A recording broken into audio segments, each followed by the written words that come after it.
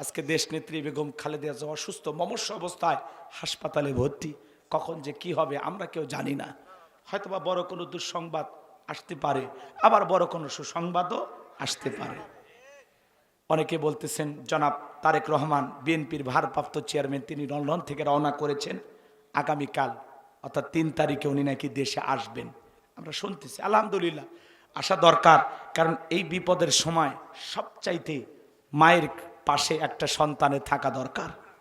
উনি স্বামী হারিয়েছেন, ছেলে হারিয়েছেন, একটা মাত্র ছেলে জীবিত আছেন। এজন্য জনাব তারেক রহমানের মায়ের এই শেষ সময় তার কাছে থেকে তার সেবা করে তার দোয়া নেওয়া উচিত। কথা বলেন ঠিক কিনা? নানা জটিলতার কারণে আসতে পারতেছেন না, তবে দেশের বর্তমান যারা দায়িত্বশীল আছেন, আইন উপদেষ্টা, পররাষ্ট্র উপদেষ্টা, সবাই বলতেছেন উনি এই দেশে আসতে আইনি কোনো বাধা নাই, যে কোনো মুহূর্তে উনি চাইলে এদেশে আসতে পারেন। তাকে সর্বোচ্চ নিরাপত্তা দেওয়ার জন্য বাংলাদেশ প্রস্তুত। তো যাই হোক, আমরা আল্লাহ তাআলার কাছে দোয়া করি। দেশনেত্রী বেগম খালেদা জিয়া মুমূর্ষু অবস্থায় হাসপাতালে ভর্তি। এখন পর্যন্ত আমরা জানি না তার কি অবস্থা। তার হাসপাতালের সামনে নিরাপত্তা জোরদার করা হয়েছে, ব্যারিকেড বসানো হয়েছে। আল্লাহর কাছে দোয়া করি, আল্লাহ তোমার এই বান্দিকে তুমি শেফায়ে কামেলা আজেলা দান করো। আর দুনিয়ার হায়াতের জিন্দিগি যদি শেষ হয়, আল্লাহ ইমানের মহা দৌলত, আল্লাহ ইমানি মৃত্যু তারে তুমি নসিব করায়ও। একটু জোরে বলেন না আমিন। আমার ভাইয়েরা, এদেশের জন্য যা কল্যাণকর কাজ করেছেন তার জন্য আমাদের দোয়া থাকবে। উনি আলেমদেরকে মহাব্বত করতেন। আল্লামা সাইদি হুজুরকে বলতেন, হুজুর আমি শহীদ প্রেসিডেন্ট জিয়াউর রহমানের স্ত্রী, আপনি নিশ্চিত থাকেন আমার সরকার ক্ষমতা থাকা অবস্থায় এদেশে মসজিদ মাদ্রাসার বিরুদ্ধে কোনো ষড়যন্ত্র মেনে নেওয়া হবে না, আলেমদের বিরুদ্ধে কোনো ষড়যন্ত্র মেনে নেওয়া হবে না। শুধু কি তাই, আমি জীবিত থাকা অবস্থায় এই দেশে ইসলাম বিরোধী, কোরআন সুন্নাহ বিরোধী কোনো আইন পাশ করা হবে না। আল্লাহু আকবার বলেন। এভাবে নির্ভয়ে তিনি কথা বলতেন। কথা বলেন। উনি যে বলেছিলেন যে আলেমদেরকে হত্যা করেছেন, হাফেজদেরকে হত্যা করেছেন, সোশ্যাল মিডিয়াতে গতকাল থেকে এই ভিডিওটা ভাইরাল হয়ে গেছে যে কতজন সেনা সদস্যকে আপনারা হত্যা করেছেন, কার ইশারা হত্যা করেছেন, কারা ষড়যন্ত্র করেছে, সব আমার জানা আছে। একদিন এগুলো জাতির সামনে উন্মোচন হবে। আজকে সব পরিষ্কার কার ইশারা এগুলো হয়েছে। কথা বলেন ঠিক কি না? কষ্ট পাইতেছেন আমার কথা? আমার ভাইয়েরা, মমতাময়ী প্রধানমন্ত্রী, 3 বারের প্রধানমন্ত্রী, তার জন্য দোয়া করেন। অনেকেই বলতেছেন হয়তোবা বেঁচে নাই, এরকম বলতেছেন। ডাক্তাররা বলতেছেন যে না, গুজব ছড়াবেন না, এখনো তিনি জীবিত আছেন। জীবিত আছেন আলহামদুলিল্লাহ, সুস্থতা চাই, এটা আমাদের চাওয়া। কথা বলেন ঠিক কিনা? আল্লাহ যেন তাকে সুস্থতা দান করেন, শেফায়ে কামেলা আজেলা দান করেন। একটু জোরে বলেন না আমিন। আল্লাহ তোমার বান্দিকে তুমি সুস্থ করে দাও। একটু চিল্লা বলেন আমিন। আল্লাহ দেশ নেত্রী বেগম খালেদা জিয়াকে সুস্থতা দান করো। চিল্লা বলেন আমিন। এদেশের আপসহীন দেশ নেত্রী, আসল দেশপ্রেমিক নেত্রী হলো বেগম খালেদা জিয়া। এখনো অসুস্থ হয়ে আরে হাসপাতালে পড়ে আছেন।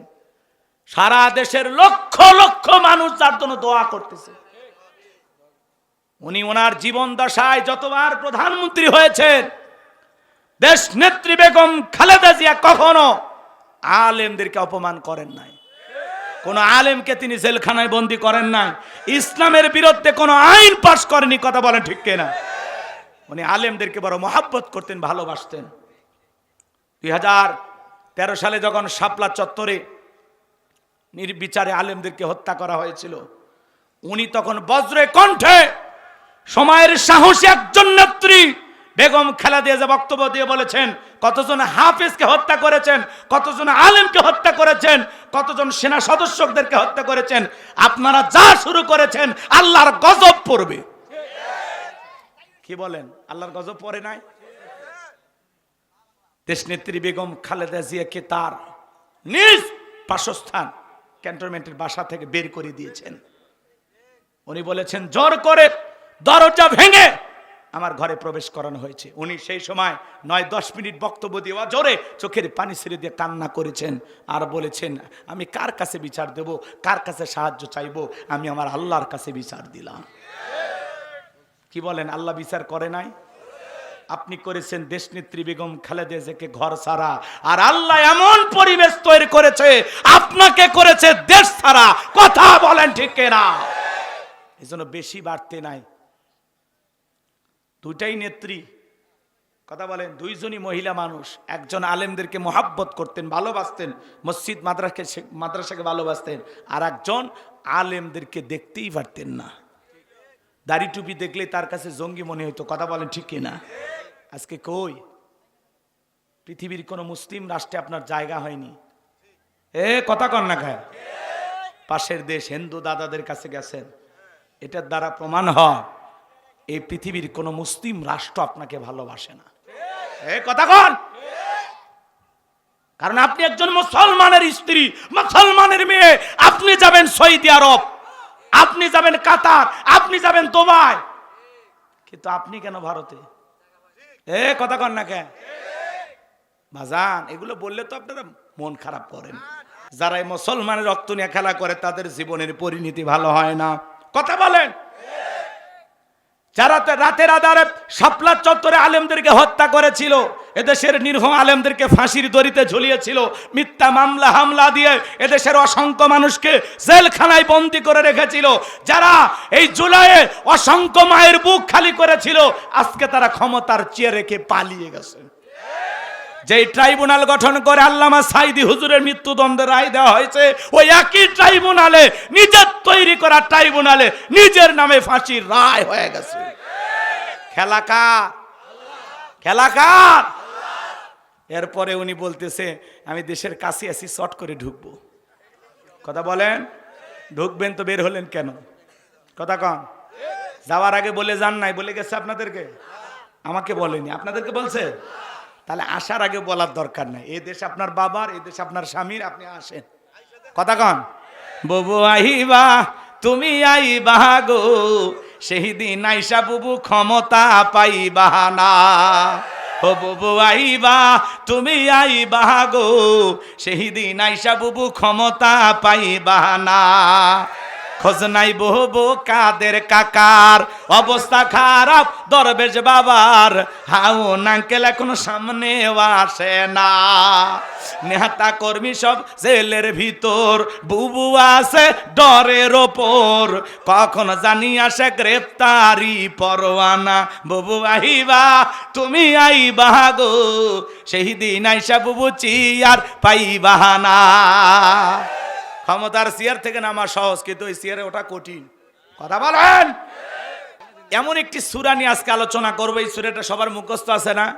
অনেকে ভাবতেছেন হুজুর এই সূরার থেকে ওয়াজ করবেন, আগে যদি জানতাম হোন্ডার তেল পুরে এত কষ্ট করে এই ঠান্ডার মধ্যে আপনার মাহফিলে আসতাম না, এরকম কি ভাবতেছেন?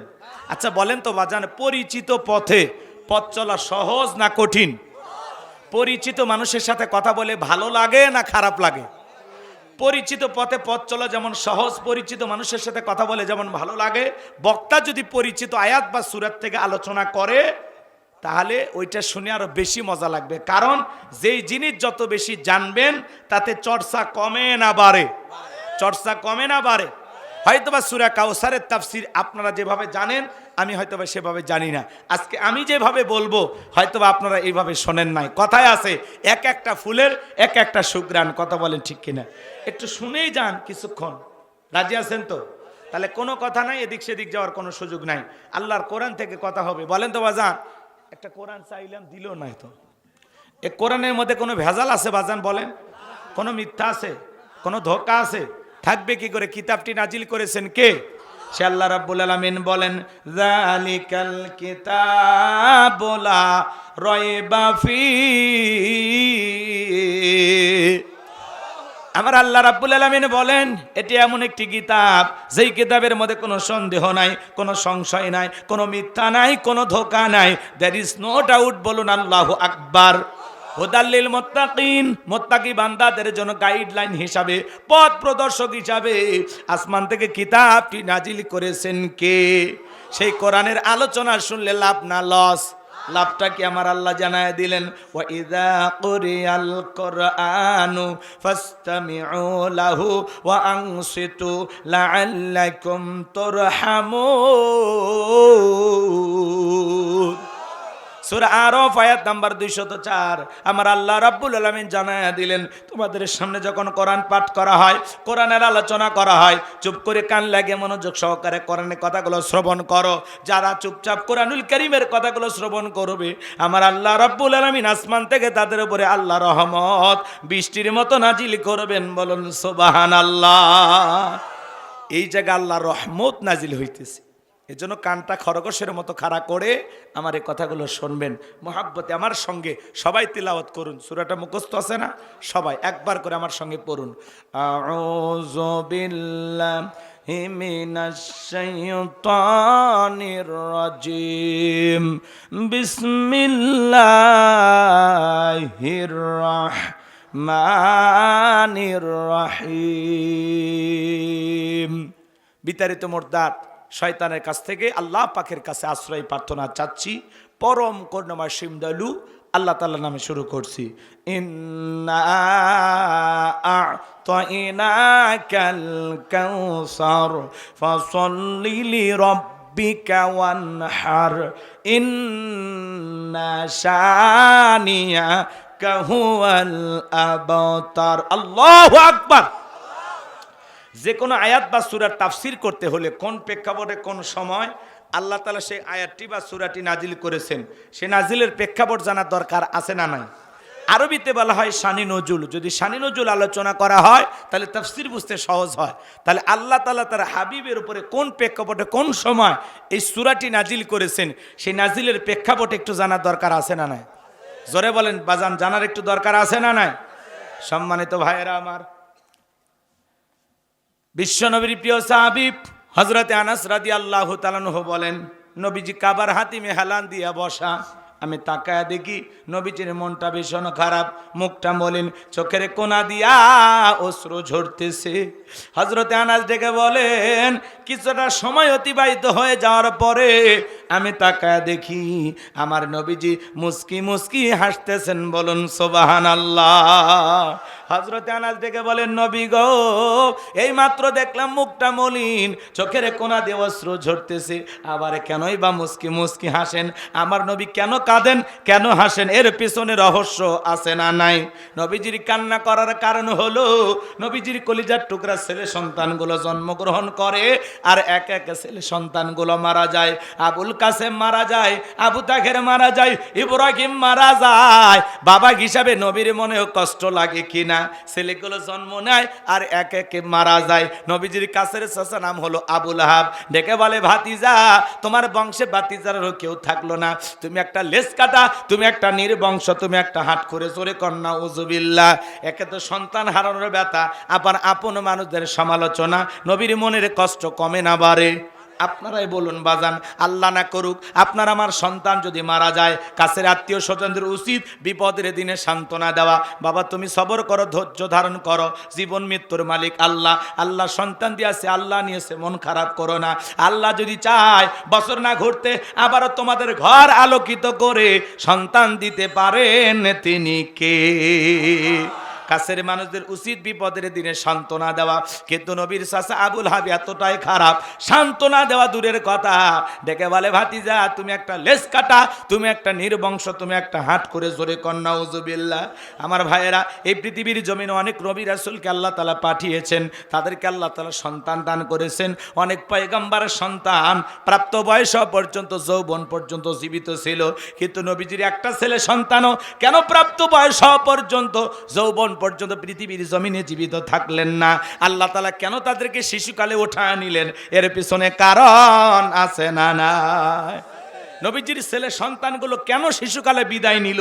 আল্লাহ তাআলা কেন তাদেরকে ছোটবেলায় উঠায় নিলেন? এর পিছনে কি রহস্য, কি কারণ একটু জানার দরকার আছে না নাই? এর পিছনে কারণ আছে তিনটি। জোরে বলেন কয়টি? নবীর উম্মত হিসেবে জানতে মনে চায় না যে রসুলের ছেলে সন্তানগুলো কেন জীবিত থাকলো না? কি সেই তিনটি কারণ, কি সেই রহস্য?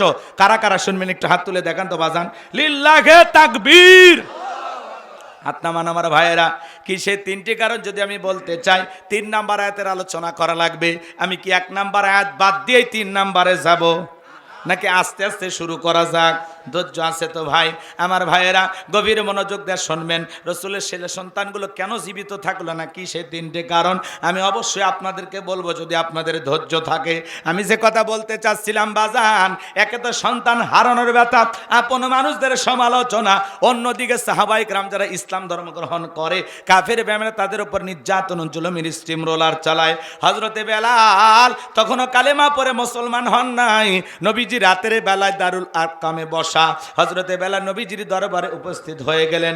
নবীজির চেহারার দিকে তাকাইয়া ডেকে বলেন, নবী গো, আপনার চাইতে সুন্দর মানুষ আমি জীবনে কোনোদিন দেখি নাই। আল্লাহু আকবার।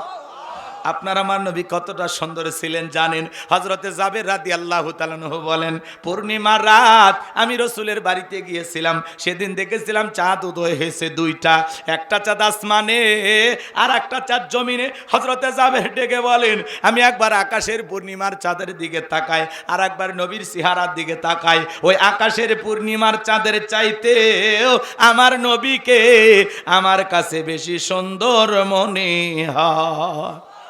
একটু জোরে কন্যা সুবহানাল্লাহ। আপনার আমার নবী কতটা সুন্দর ছিলেন জানেন? আম্মা জান আয়েশা ডেকে বলেন, যেটা যে সমস্ত নারীরা ইউসুফ নবীর চেহারার দিকে তাকাইয়া মিশরের নারীরা ফল কাটতে গিয়ে আঙ্গুল কেটে ফেলে দিয়েছিল, ওরা যদি একবার আমার নবীর চেহারার দিকে তাকাইতো, শুধুমাত্র আঙ্গুল নয়, আঙ্গুল কাটতে কাটতে হাত কাটতে কাটতে কখন যে নিজের কলিজা কেটে দুফাক করে দিত, মুহূর্তের জন্য টের পাইতো না। আপনার আমার নবী এতটাই সুন্দর। একটু জোরে কন্যা সুবহানাল্লাহ। কেমন নবী পাইছি, নবীর সম্মান মর্যাদা কত।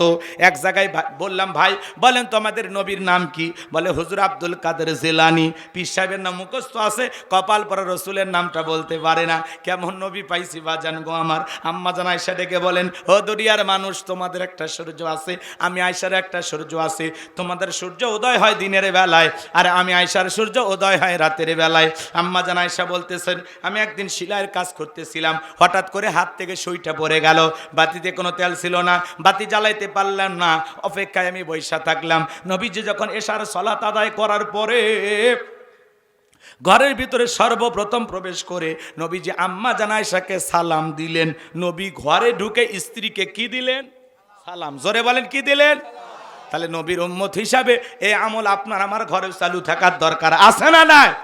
তাহলে ঘরে প্রবেশ করে সর্বপ্রথম বিবিকে সালাম দিবেন, আসসালামু আলাইকুম রহিমা, কেমন আছো সোনা? ঘরের দরজাটা খোলো না, আমি তোমার লেটনের বাপ, তোমার পাগল দিওয়ানা। বউ খুশি হয়ে দরজা খুলবে, কথা কন। কিন্তু আপনার আমার ব্যবহার এত মিষ্টি না। ঘরে দরজা চিৎকারে মেরে ডাক দেয়, এ রুবেলের মামি, এ দরজা খোল। বেশি দেরি হলে দরজা ভাঙ্গে ফেলে দিয়া, আজ তোর পিঠের ওপর কি যে হবি রে। ভিতর থেকে বউ বলে, এটা স্বামী না সেকেন্ড আজরাইল। কথা কন, কথা কন। আপনি বউকে সালাম দিতে পারেন না, কয় হুজুর সালাম দিদিকে শরম লাগে। বিয়ে করে 3 বাচ্চার বাবা হয়ে গেলেন, আপনার শরম লাগে না? আর বউ সালাম দিদিকে শরম লাগে। আপনার শরম বেশি হলে আপনার বউয়ের তো বাচ্চা হওয়ারই কথা না, কথা বলেন। স্বামী স্ত্রীর মধ্যে সালাম আদান প্রদান হলে আল্লাহর পক্ষ থেকে রহমত নাজিল হয়। সালাম আছে যেখানে শান্তি আছে, সালাম আছে যেখানে সমাধান আছে। বড় বড় ঝামেলা, ভাই ভাই ঝগড়া লাগছে, মুরব্বীরা বিচার করে, দে তোর বড় ভাই সালাম দে, দে হাত ধর, কোলাকুলি কর। একটা বড় ঝামেলা একটা সালামের মাধ্যমে কি হয়? সমাধান হয়ে যায়। কথা বলে ঠিক কিনা? স্বামী স্ত্রীর মধ্যে সালাম আদান প্রদান হলে আল্লাহর পক্ষ থেকে রহমত নাজিল হয়, একে অপরের প্রতি শ্রদ্ধা, ভক্তি, বিশ্বাস, ভালোবাসা বেড়ে যায়। কথা বলেন। ঘরে শান্তির দরকার নাই, তাহলে সালাম থাকলেই শান্তি, সালাম নাই অশান্তি। কথা কি বুঝতে পারলাম? শুধু সালাম না, লোকজন যদি না থাকে বইয়ের হাতটা ধরে মুসাফা করবেন। এ যুবক কার হাত? কথা কেন? বইয়ের হাত। পাশের বাড়ি ভাবির হাত না ধরলে ঝাঁটা দিয়ে পিটাবে। বইয়ের হাত ধরে মুসাফা করবেন। একেবারে যদি ময়দানটা ফাঁকা থাকে কোলাকুলি সেরে নেবেন বাজান। আজকে দাম্পত্য জীবনে সুখ নাই, শান্তি নাই। সকালে বিয়ে করে বিকেলে তালাক দেয়, সন্ধ্যায় বিয়ে করে সকালে তালাক দেয়। দাম্পত্য জীবনে সুখ নাই, শান্তি নাই, ঘরে ঘরে আজকে অশান্তি। এই দাম্পত্য জীবনে সুখ আর শান্তি পেতে হলে রসুলের 4টি সুন্নত আমল করা লাগবে। জোরে বলেন, কয়টি সুন্নত? আরেকটু জোরে বলেন। স্লোগান শোনেন না। আপনি কি দাম্পত্য জীবনে অসুখী? আপনি দাম্পত্য জীবনে সুখ আর যদি শান্তি পেতে চান, রসুলের 4টি সুন্নত আপনাকে আমল করতে হবে।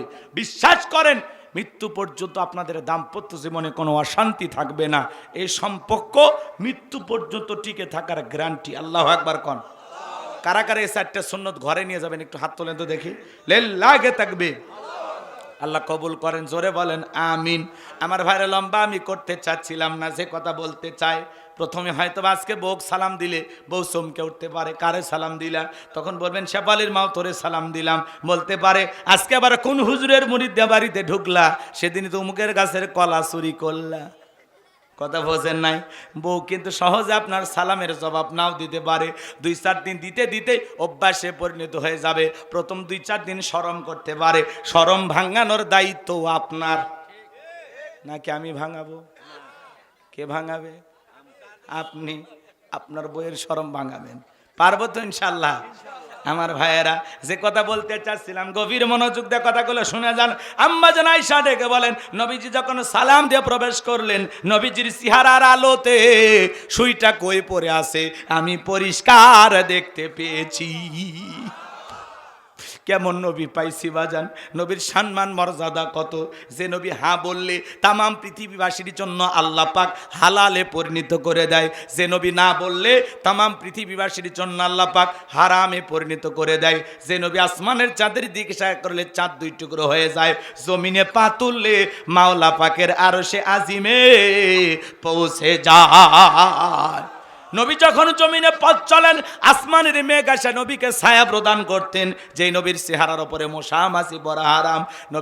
নবীজি যখন ঘেমে যেতেন, আম্মা জানেরা নবীজির দেহের ঘামগুলো শিশির ভিতরে জমা রাখতেন। বিশেষ দিনে নবীজির দেহের ঘামগুলো সুগন্ধি হিসাবে ব্যবহার করা হতো। বলুন সুবহানাল্লাহ। নবী যখন ওযু করতেন বাজান, নবীজির ওযুর পানি দিয়া সুগন্ধি পাওয়া যাইত। আল্লাহু আকবার বল। সুঘ্রাণ বের হয়ে যেত। শুধু কে তাই, নবীর সম্মান মর্যাদা কত বাজান। কয়টা কথা আপনাদেরকে আমি বলবো বাজান। যেই ছাগলের স্তনে দুধ নাই, রসুল হাত লাগা দিলে দুধই পরিপূর্ণ হয়ে যায়। যে খাবার 2-3 জন মানুষ খাবে, ওই খাবারে যদি রসুলের হাতটা লেগে যায়, শত শত মানুষ খাবার খেয়েও যেমন খাবার তেমনি থাকতো। বলুন সুবহানাল্লাহ। কেমন নবী পাইছি, কেমন নবী পাইছি। সেই নবীর কাছে বেলাল কথা মনে আছে না নাই?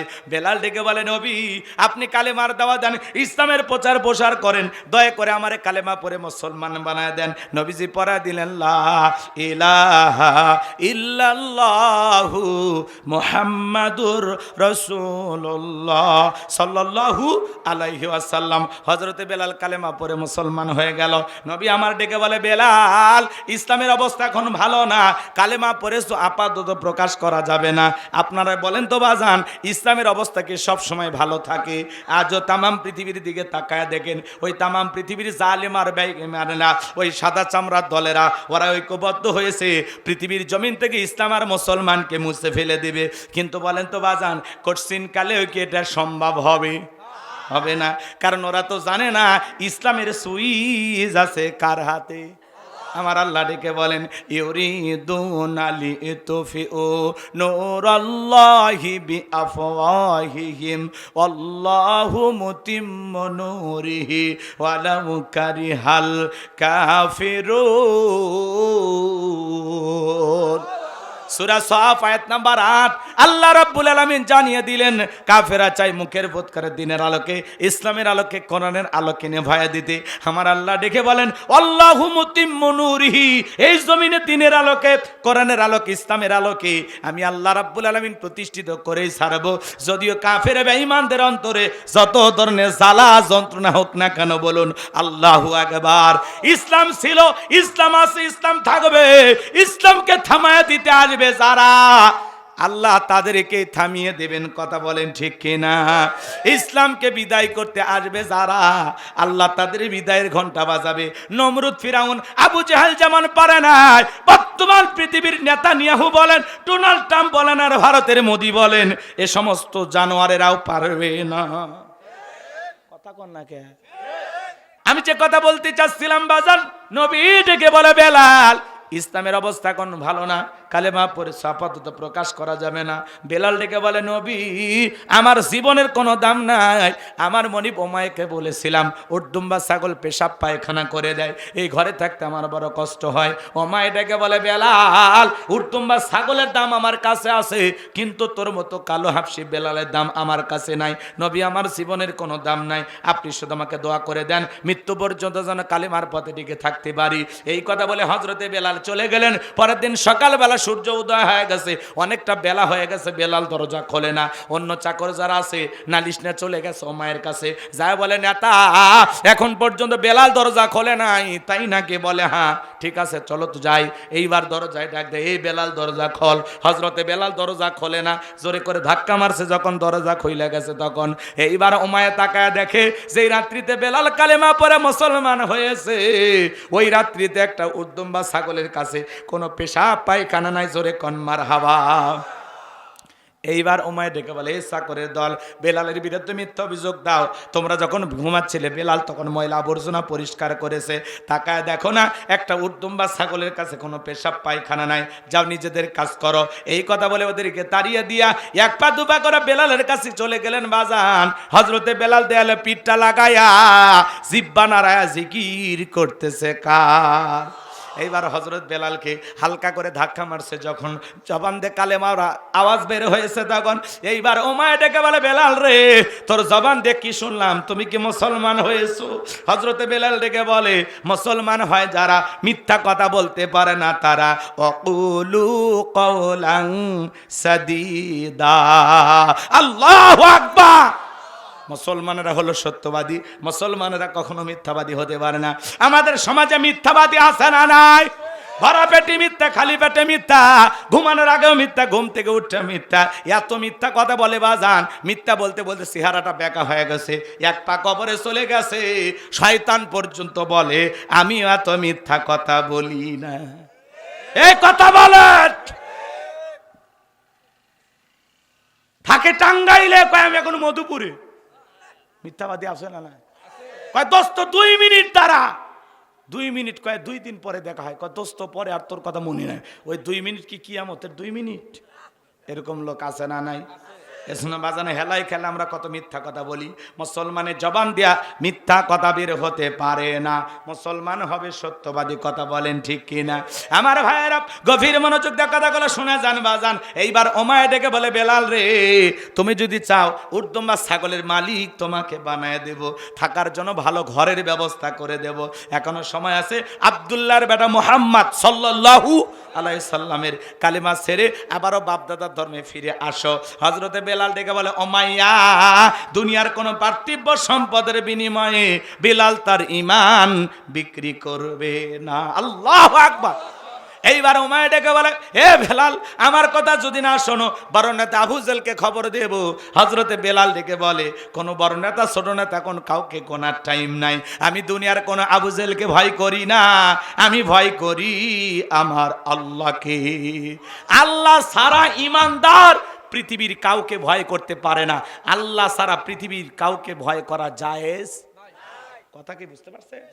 খালি ওয়াজ শোনেন না, প্রত্যেকটা পয়েন্টে পয়েন্টে 2-1টা শিক্ষা নিয়ে কথা বলি, আমলের নিয়তে শুনবেন। সামনে গেলে মজা আছে, চলেন আমার ভাইয়েরা।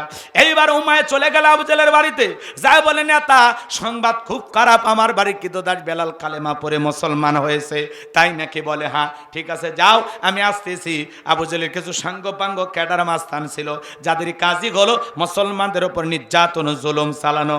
আজও তামাম পৃথিবীর দিকে তাকায় দেখবেন বাজান, জালেমদের বিশেষ একটা বাহিনী থাকে, যাদের কাজই হলো টুপিওয়ালা দাড়িওয়ালা ইমানদারদের উপর নির্যাতন জুলুম চালানো।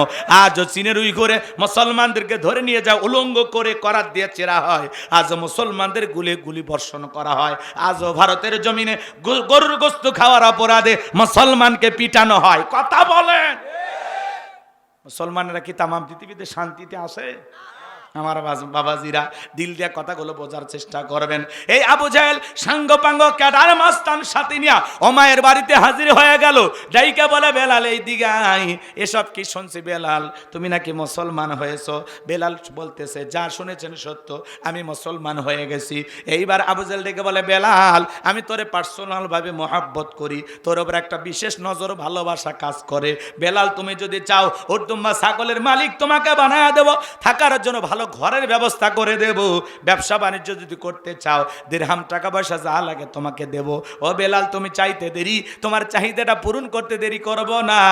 হযরতে বেলাল ডেকে বলে এ আবু জাহেল রে, দুনিয়ার সব সম্পদ যদি আমি বেলালকে দিতে চাও, দুনিয়ার সব সম্পদ ছাড়তে রাজি, নবীজির কালেমা ছাড়তে রাজি নাই।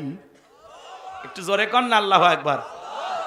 বেলালের মতো খাঁটি ইমানদার যারা, টাকার কাছে বিক্রি হবে না তারা। কথা বলেন। আর আমাদের সমাজে দেখবেন মুনাফিক মার্কা মুসলমান যারা টাকার কাছে, সেই দিকে টাকার জোরে ফতুয়া ঘোরে ঘোরে ঘোরে।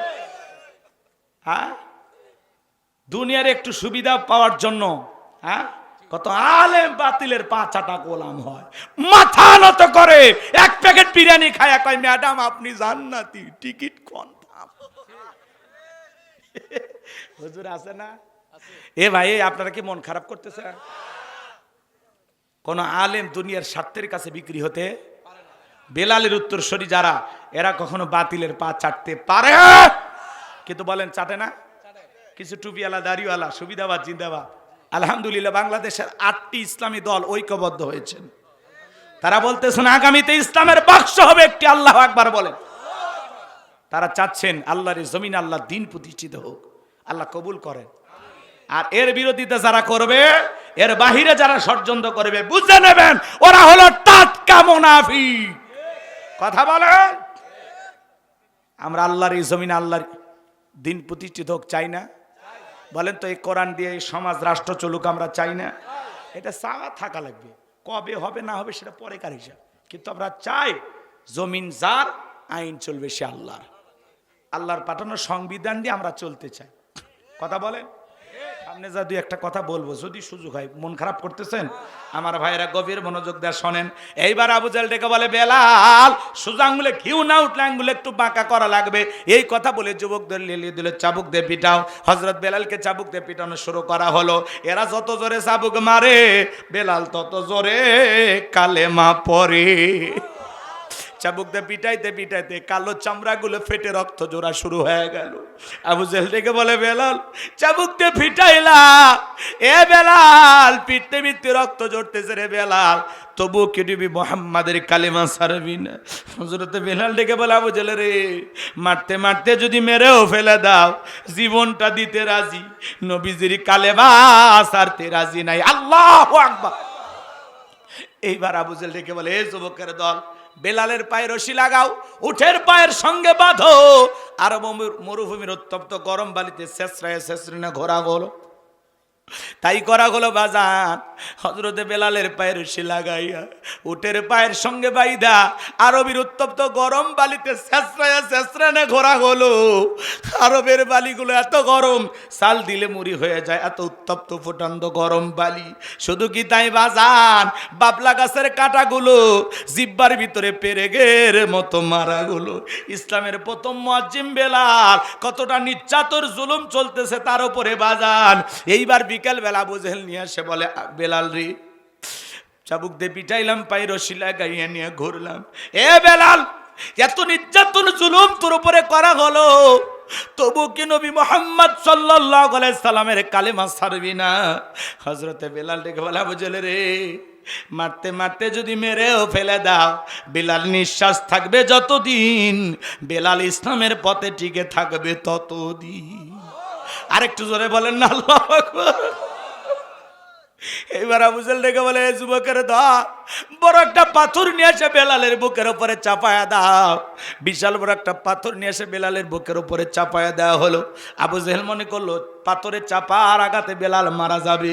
এই কথা ভেবে কাফেরা চলে গেল, হাত বাঁধা পা বাঁধা, বুকের উপরে বিশাল বড় একটা পাথর, রক্তাক্ত জিহ্বা টেনিয়া, তবুও বেলাল জিকির করতেছে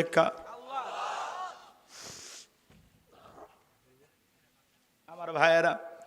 আপনাকে আমাকে জিকির করার জন্য কেউ মারে না, পেটে না, ধমক দেয় না, তবু আমরা কপাল পরে আল্লাহর জিকির করি না। এ বাজান, জিকির করার জন্য আলাদা সময় লাগে না, আলাদা টাইম লাগে না, আলাদা উজু করার প্রয়োজন হয় না। আমার ভাইয়েরা, চলতে ফিরতে আল্লাহর জিকির করবেন। হাদিস শরীফের ভিতরে আসছে, যার জিহ্বাটা আল্লাহর জিকিরে তরু তাজা থাকে, আল্লাহর জিকিরে ভিজা থাকে, ওই জিহ্বাওয়ালা মানুষ কোনোদিন জাহান্নামের আগুনে জ্বলবে না। বলুন সুবহানাল্লাহ। ফাযকুরুনি আযকুরুকুম ওয়াশকুরুলি ওয়ালা তাকফুরুন। আল্লাহ ডেকে বলে, গোলাম তোমরা আমার স্মরণ করো, আমি আল্লাহ তোমাদেরকে স্মরণ করব।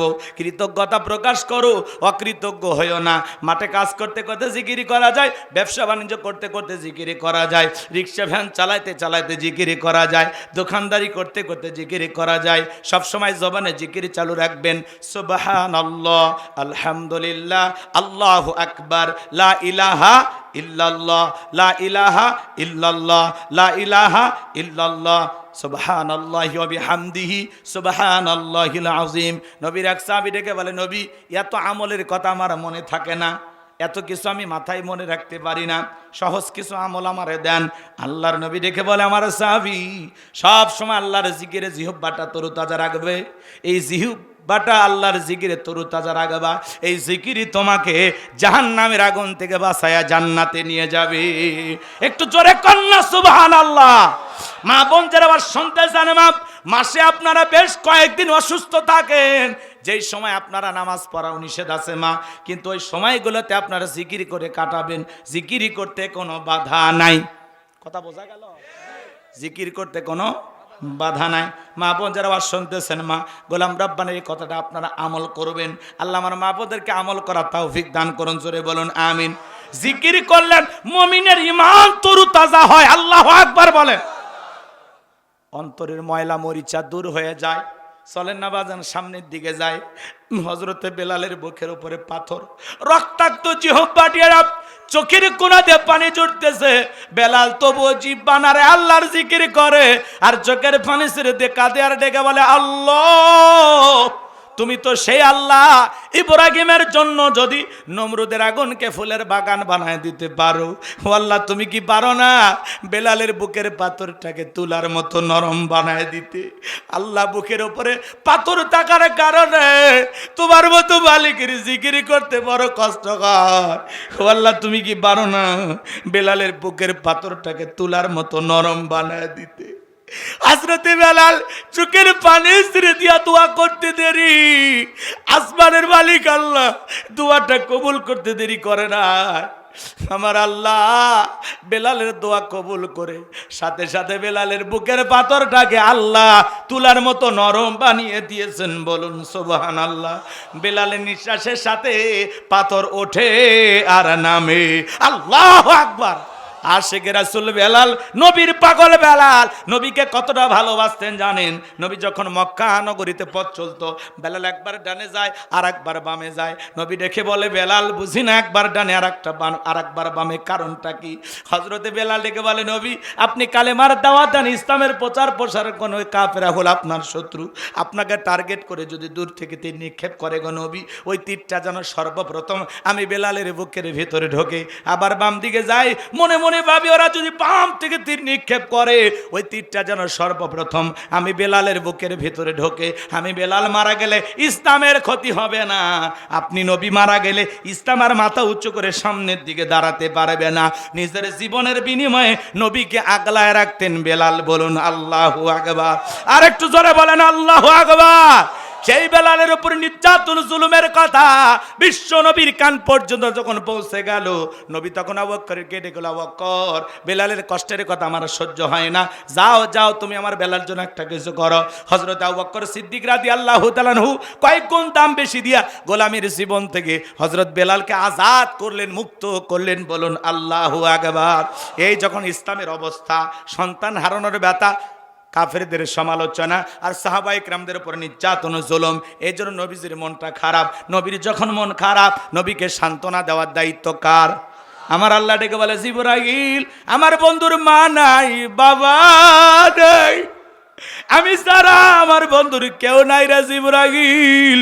আমার বন্ধুর মনটা হয়েছে ভারী, আমি আল্লাহ সইতে নাহি পারি। লাহু মাহফুজ থেকে সূরা কাউসার নিয়ে যায় আমার বন্ধুর উপরে নাজিল কর তাড়াতাড়ি। আল্লাহু আকবার। আমার নবী ডেকে বলে, আনাস আমার মনটা কেন খারাপ তোমরা জানো? কিন্তু আমার মুস্কি হাসি দেওয়ার কারণ হলো এই মাত্র আসমান থেকে জিবরাইল এসে আমার উপরে সূরা কাউসার নাজিল করলো। নবী তখন সাহাবায়ে কেরামদের সামনে মুস্কি মুস্কি হাসলেন আর সূরা কাউসারটা তিলাওয়াত করে শুনিয়ে দিলেন। সবাই একটু জবান ছেড়ে আরেকবার আমার সঙ্গে পড়ুন, ইন্না আ'তাইনাকাল কাউসার ফাসাল্লি লিরাব্বিকা ওয়ানহার ইন্না শানিয়াকা হুয়াল আবতার। আল্লাহু আকবার। আল্লাহ রাব্বুল আলামিন বলেন, ইন্না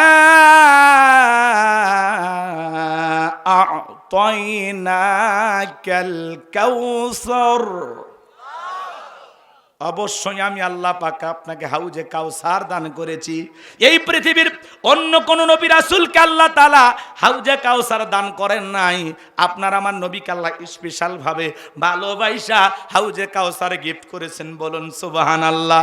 ইন্না আ'তাইনাকাল কাউসার, নিশ্চয় আমি আল্লাহ পাক আপনাকে হাউজে কাউসার দান করেছি। এই হাউজে কাউসারের পানি দুধের মতো সাদা, মধুর চাইতে মিষ্টি, পানির মতো ক্লিয়ার। ওই কঠিন কিয়ামতের ময়দানে যেদিন বিচার দিবস কায়েম হয়ে যাবে বাজান, ওই বিচার দিবসের একদিন হবে 50,000 বছরের সমান। যেদিন সূর্য হাত মাথার উপরে চলে আসবে, মানুষের মাথার মগজগুলো টকবক করে গলবে। যেদিন জমিন হয়ে যাবে তামার জমিন, এই পৃথিবীর পাহাড় পর্বত নদী নালা খাল বিল বিল্ডিং অবরোধ কোনো কিছু থাকবে না। কুল্লুমান আলাইহা ফান, পৃথিবীর সব কিছু ধ্বংস হয়ে যাবে। মাঝে মাঝে ভূমিকম্প নাড়া দেয়। এ বাজান কি বুঝতেছেন? আল্লাহ আগেই 1,500 বছর আগে জানায়া দিয়েছেন, ইযা জুলজিলাতিল আরদু জিলজালাহা, প্রবল প্রকম্পনে যেদিন পৃথিবীটা কেঁপে উঠবে, যেদিন ভূমিকম্প হবে পৃথিবীটা চূর্ণ বিচূর্ণ হয়ে যাবে, যেদিন ইসরাফিল ফুৎকার মারবে পৃথিবীর সব কিছু ধ্বংস হয়ে যাবে। এ বাজান গো আমার, হালকা ভূমিকম্প নাড়া দেয়, দেখলেন না? বাপ সন্তানকে ফেলায় দৌড়ে চলে গেল, স্বামী স্ত্রীকে ফেলায় চলে যায়। হালকা একটু ভূমিকম্পের নাড়াতে আপনি আমি অস্থির হয়ে গেলাম। মনে রাখবেন বাজান, এই পৃথিবীর জমিনে ভূমিকম্প হওয়ার পিছনে 15টি কারণ থাকে। ওই দিকে আলোচনা ঘোরানোর কোনো সুযোগ নাই বাজান, লম্বা হয়ে যাবে, লম্বা আমি করতে চাই না। এই পৃথিবীর জমিনে কেন ভূমিকম্প হয়? এই জমিনে যখন পাপ বেড়ে যায়, জুলুম বেড়ে যায়, অত্যাচার বেড়ে যায়, অন্যায় বেড়ে যায়, পাপাচার বেড়ে যায়, অশ্লীলতা বেড়ে যায়, আনন্দ নাচানাচি আনন্দ ফুর্তি যখন বেড়ে যায়, গান বাজনা বাদ্যযন্ত্র যখন বেড়ে যায়, কথা বলে না গান, আউল বাউল যখন বেড়ে যায়, গায়ক গায়িকা যখন বেড়ে যায়, এই পৃথিবীর জমিনে যখন অশ্লীলতা বেড়ে যায়, নাচ গানে যখন মানুষ বিভোর, অশ্লীলতার সাগরে মানুষ যখন হাবুডুবু খায়, ভালো মানুষ হয়েও মিথ্যার দিকে আশ্রয় নেয়। আছে না নাই? বন্ধুকে কাছে টানে, বাবাকে দূরে ঠেলে দেয়, বইয়ের পূজা করে, গোলামি করে, আর মাকে মানতে পারে না। এই সমাজে কি এমনি আল্লাহ ভূমিকম্প দিয়ে নাড়া দেয়? আল্লাহ বুঝায়, গোলাম এখনো সময় আছে, সোজা হয়ে যা। আমি আল্লাহ ভূমিকম্পের নাড়া দিয়ে যদি নেপালে ফেলাইতে পারি, ভুটানে ফেলাইতে পারি, স্পেনে ফেলাইতে পারি, তোরা বাংলাদেশে বসবাস করি, তোদের বিল্ডিং আমি আল্লাহ ঘুরাই দিতে পারি। কিন্তু আমি তোদের বড় ভালোবাসি, হালকা করে নাড়া দিছি।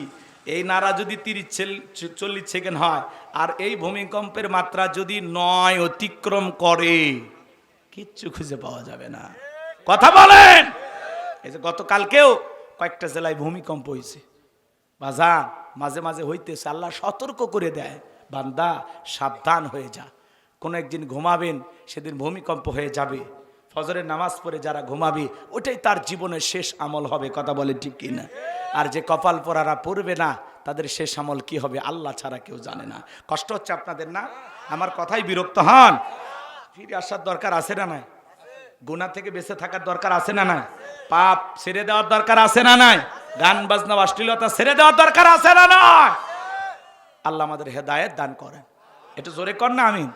আমার ভাইয়েরা, যেদিন কিয়ামত সংগঠিত হবে, বিচার দিবসের একদিন হবে 50,000 বছরের সমান। যেদিন বেঈমানদের জিহ্বা নাভি পর্যন্ত চলে আসবে, যেদিন আল্লাহর আরশের ছায়া ছাড়া আর কোনো ছায়া দেখবে না, ওই কঠিন কিয়ামতের ময়দানে ভাই ভাইকে দেখে পালিয়ে যাবে। ইয়াউমা ইয়াফিরুল মারউ মিন আখি ওয়া উম্মিহি ওয়া আবি ওয়া সাহিবাতিহি ওয়া বানি। সেদিন ভাই ভাইকে দেখে পালিয়ে যাবে, মাতা পিতা সন্তানকে দেখে পালিয়ে যাবে, স্ত্রী স্বামীকে দেখে পালিয়ে যাবে, কেউ কারো উপকারে আসবে না। ওই দিন আল্লাহর আরশের ছায়া ছাড়া আর কোনো ছায়া থাকবে না। মানুষ পানি পানি বলে চিৎকার মারবে, আর দলে দলে মানুষ বিশ্ব নবীর দিকে রওনা করবেন। আর নবীজি হাউজে কাউসারে পেলা নিয়ে দাঁড়িয়ে আছেন। কিছু মানুষের চোখের সামনে আল্লাহ তাআলা পর্দার আবরণ তৈরি করে দেবেন।